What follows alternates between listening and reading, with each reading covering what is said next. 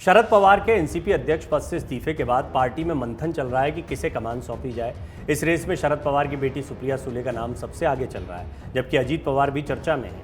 माना जा रहा है कि शरद पवार की ओर से बेटी को ही अध्यक्ष बनाने की भूमिका तैयार की जा सकती है। इसके अलावा एक और नाम है जिसकी चर्चा है और कहा जा रहा है कि उन्हें अजीत पवार की काट के तौर पर शरद पवार तैयार कर रहे हैं। ये नाम है रोहित पवार का। वो शरद पवार के बड़े भाई अप्पा साहेब पवार के बेटे राजेंद्र पवार के पुत्र हैं, यानी एनसीपी नेता के पोते हैं। रोहित पवार के बढ़ते कद का अंदाजा इस बात से लगाया जा सकता है कि बुधवार को यशवंतराव चव्हाण ऑडिटोरियम में हुई मीटिंग में रोहित पवार भी मौजूद थे। उन्हें शरद पवार और सुप्रिया सुले दोनों का बेहद करीबी माना जाता है। कारजात जमखेड़ विधानसभा से विधायक 37 वर्षीय रोहित राजेंद्र पवार 2019 में विधायक बने थे। बारामती में 1985 में जन्मे रोहित यूं तो कारोबारी हैं, लेकिन 2017 में जिला परिषद चुनाव लड़कर राजनीतिक करियर की शुरुआत कर दी थी। इसके 2 साल बाद ही वो विधायक बन गए थे। उन्होंने देवेंद्र फडणवीस के करीबी भाजपा नेता रामशंकर शिंदे को परास्त किया था।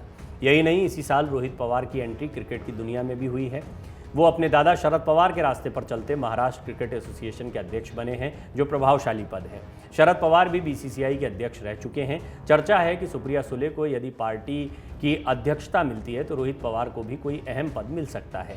पवार फैमिली के करीबियों का कहना है कि शरद भाऊ भतीजे अजीत की काट के लिए पोते को प्रमोट करना चाहते हैं। क्रिकेट शुगर मिल्स एसोसिएशन तक में दखल यही वजह है कि रोहित को उनका सक्सेसर माना जा रहा है।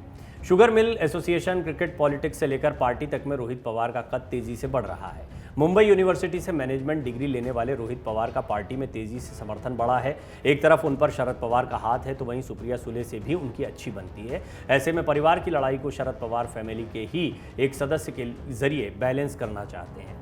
शरद पवार ने जो निर्णय लिया इस्तीफा देने का, वो एक ऐसे समय पर लिया जब वो किसी को भी चौंका सकता है, सिवाय अजीत पवार के। अजीत पवार की बीजेपी से नज़दीकियों की सुगबुगाहट बहुत तेज़ी से चल रही थी। उद्धव ठाकरे गुट की तरफ से, संजय राउत की तरफ से कई बार कहा जा रहा था कि आपको बगावत 2.0 देखने को मिल सकती है। एक बगावत जिस तरीके से शिवसेना में देखने को मिली, उससे शिवसेना ही खत्म होती दिखाई दी। दरअसल शिवसेना का नाम, चुनाव चिन्ह शिंदे के साथ चला गया। शिंदे की स्थिति क्या है अभी कहना बहुत मुश्किल है, क्योंकि संजय राउत की तरफ से, उद्धव ठाकरे की तरफ से बार बार दावे किए जा रहे हैं कि सरकार ज़्यादा दिनों तक नहीं चलेगी। ऐसे में एनसीपी का रुख बीजेपी कर सकती है। एनसीपी और बीजेपी के समीकरण क्या होंगे? एकनाथ शिंदे का अपना राजनीतिक भविष्य महाराष्ट्र की सियासत में क्या है?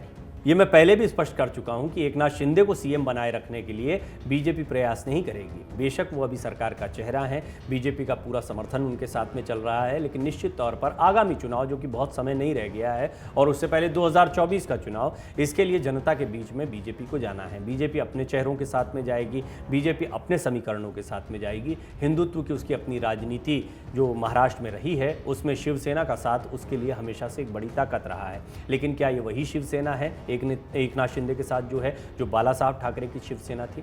एकनाथ शिंदे का यही दावा रहा है और उनका कहना रहा है कि वो बाला साहब ठाकरे की विरासत को आगे बढ़ाएंगे। लेकिन बड़ा सवाल खड़ा होता है कि क्या उद्धव ठाकरे से दूरियां बीजेपी के लिए नुकसान पहुंचा सकती हैं? लिहाजा बीजेपी कुछ नए समीकरणों पर विचार करेगी, एकनाथ शिंदे के राजनीतिक भविष्य को लेकर पुनर्विचार करेगी, उनके साथ सीटों का बंटवारा किस तरह से होगा, अभी मंत्रिमंडल को लेकर, या फिर कितनी सीटें दी जाएं एकनाथ शिंदे को, उनके गुट को, ये भी देखने वाली बात होगी।